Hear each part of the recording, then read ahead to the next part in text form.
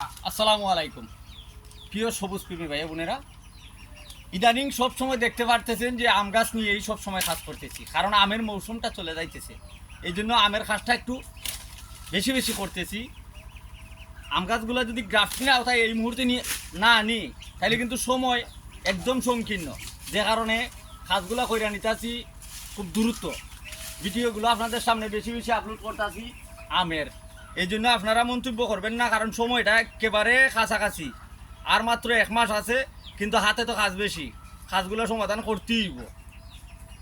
তো দেখেন আমরা কাজগুলো কইরা নিতেছি, কীভাবে কাজ করতেছি। সব সময় বইলা থেকে আপনারা নিজের কাজটা নিজে করুন।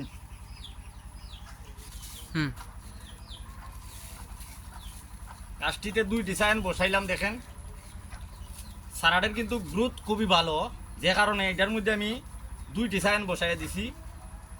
আর আসলে এইভাবে কিন্তু আমরা একটু সচেতনতার সাথে যদি কাজগুলা কইরা নেই তাইলে কিন্তু